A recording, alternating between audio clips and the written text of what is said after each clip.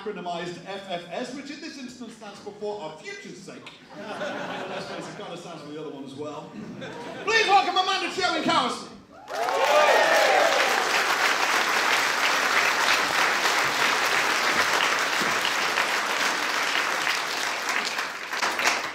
Thank you so much for having me here today. It's a real privilege, both as a co-founder of For Our Future's Sake, the largest youth and student-led movement in the UK calling for a people's vote.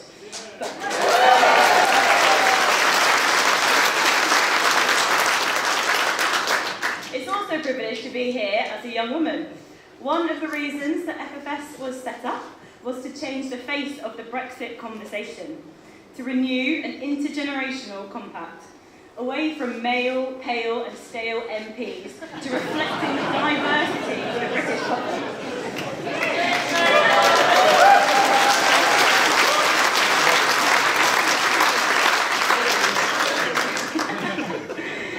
That's what today is all about, and it's a privilege to share the stage with my fellow FFS supporters and campaigners, Amatey and Chloe.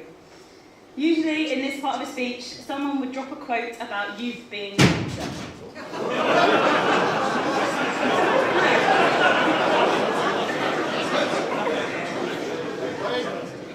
Great time to say the word drop.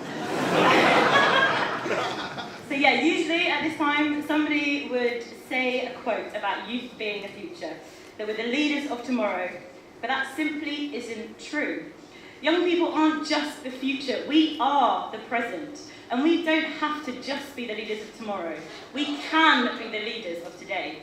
We can create each day anew. And speaking of creating each day anew, we all woke up this morning to headlines from our Prime Minister about the People's Vote campaign. It's nothing if not good news, I'm sure you'll all agree.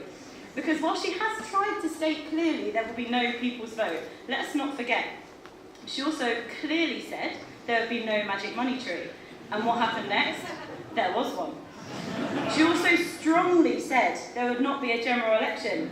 And what happened next?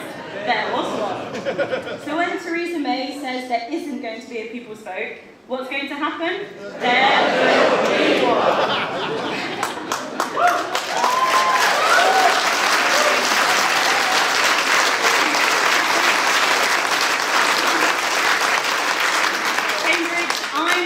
To say that because of Theresa May, we have never been closer to having a people's vote.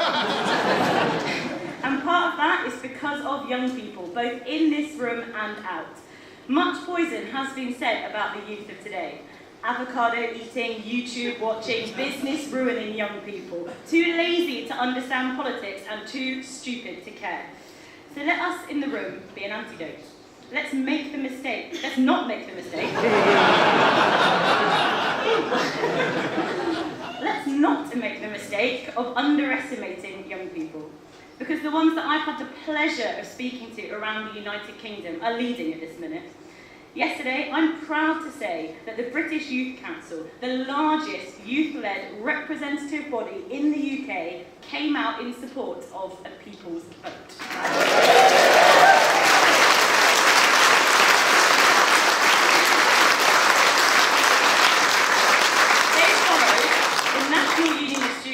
National Union of Students in Wales, Scotland and Northern Ireland, multiple students' unions and UK youth.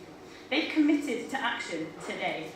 They understand, as the greatest activists in history have always understood, that the fierce urgency is now. Because when we're faced with facts, tomorrow is today. Today is ours to be shaped by those who want to. But only if we make the room in which the decisions about our future big enough, inviting enough and inclusive enough for everyone. I talk about this from personal experience. Women are left out of every major conversation, in particular where decisions are made that impact us disproportionately. It was men who got us into this mess, it's men still driving the country into the ground, and it'll be women and their allies in this room who'll be the ones to save it. And for those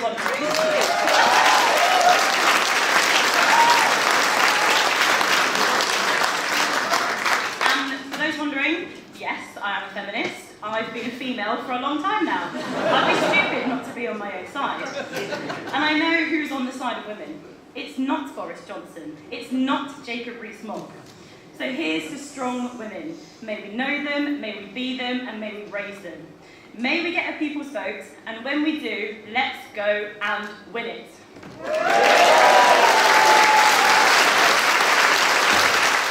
Please welcome to the stage a local young person, another representative of FFS. Please welcome from Norwich, Donovan. Thank you.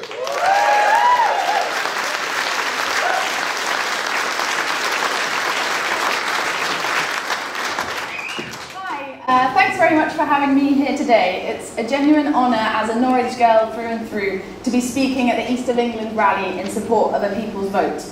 From Lowestoft to Kings Lynn or Great Yarmouth and Colchester to Cambridge, you'd have to be blind to miss the growing momentum for a people's vote.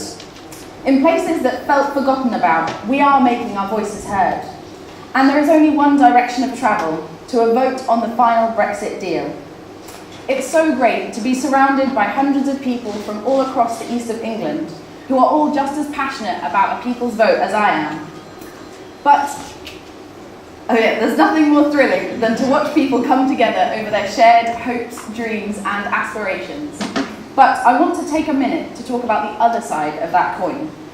We've all experienced isolation and loneliness to some extent, and it's in this that I think we find our biggest collective challenge. Because the reality is that in the depths of Suffolk and rural Norfolk, people really are feeling left behind. Many of my family and friends, and the people that I grew up with, voted for Brexit in part because they feel isolated from what's happening across the rest of the country. If seeing is believing, then perhaps the people of Beccles and Dereham don't believe in the benefits of the EU or globalisation or immigration, because they have not seen it for themselves.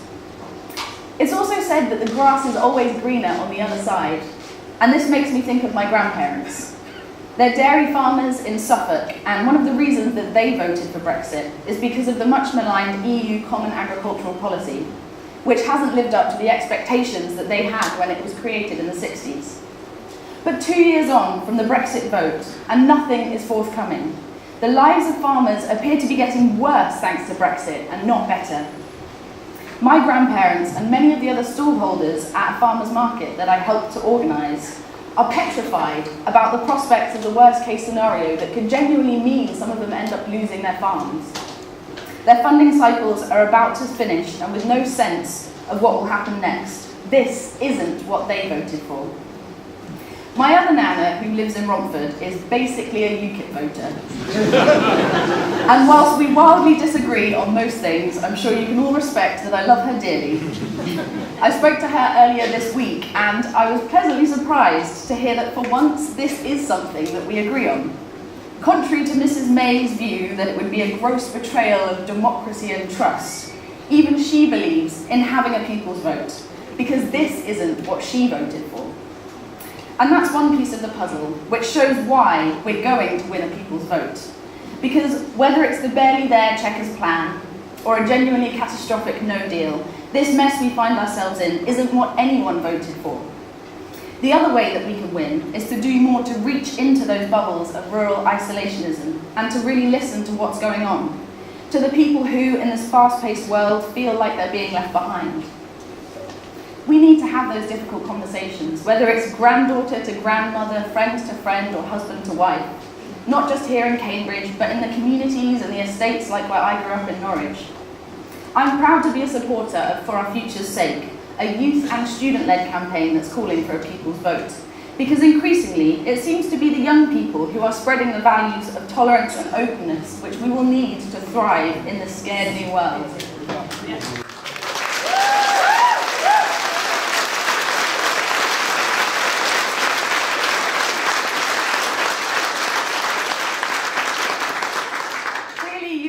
That it's young people who have the enthusiasm and the energy, and who are continuing to drive a wider citizen shift, where they're uniting around common causes and issues just like this.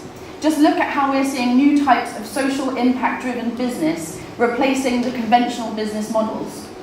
Young people really are key to making us all feel a little less isolated and a little less lonely.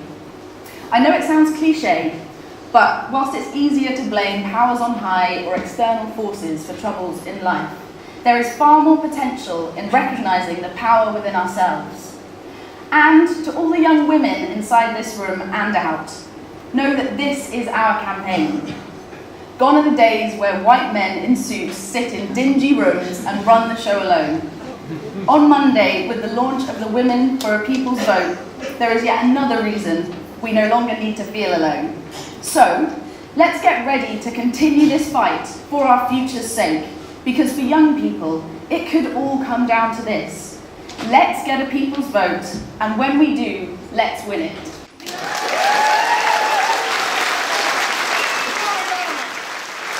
Welcome our next speaker, the Vice President of the National Union of Students and other support of FFS, Mr. Amatey Doku. Please, Amatey.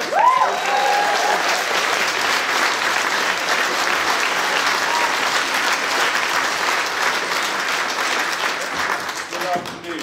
It's an absolute pleasure to be here this afternoon, and particularly in Cambridge, a place where I was proud to call home for 3 years as a student, for 1 year as President of Cambridge University Students' Union.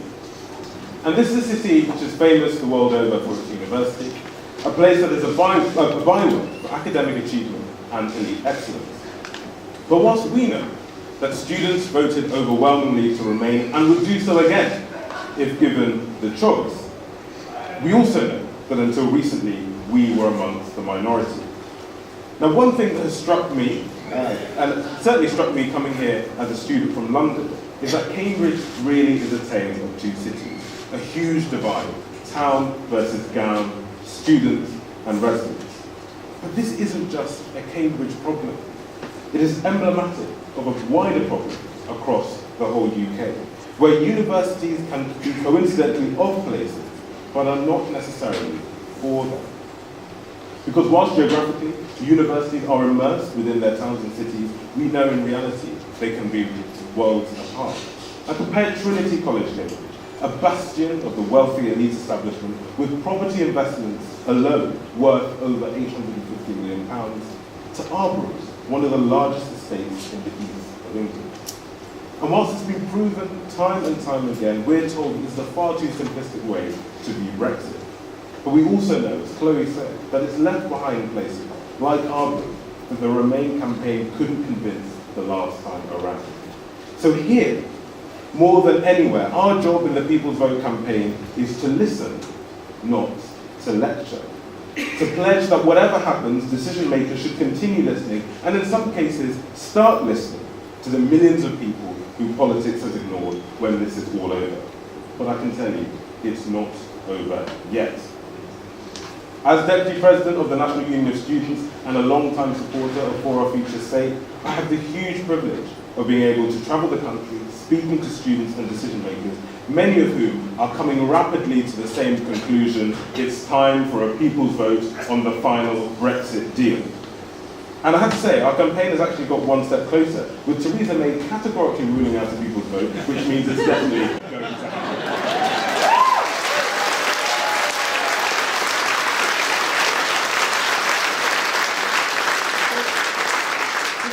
The problem we have is not one of morality. We're on the right side, and the public agrees. Nor is it one of credibility. Every statistic and analysis, and yes, experts, is predicting that Brexit will hurt us in ways not even imagined in June 2016. Our problem is time. And the Brexiteers know that. They're running down the clock. They're stalling. They're the political equivalent of holding the ball by the corner flag. But in many ways, the ball is in our court. If we want the time, then we must make the time. Because whilst Jacob Rees-Mogg says the benefits of Brexit won't be seen until 50 years' time, the people of this country do not have that sort of time. Families are being made poorer. Businesses are losing jobs. Xenophobia and hate crime are gaining ground. We cannot stand by and do nothing. So ultimately, history will be the verdict of it. Because inevitably, in 5 years or 25 years, we will be asked, what did you do? Did you step up when you were needed? Did you answer the call? What did you do to avert the greatest self-inflicted wound in this country's history? And when asked, people in this room and activists across the country can say with certainty, we lobbied our MPs, We campaigned in places hard to reach. We wrote to decision makers. We hosted events and rallies. We mobilized for the People's Vote March for the Future. We fought with everything for a chance to change this country's destiny. Because whilst others delay, time will not. We will not. We will fight for a people's vote and we will win.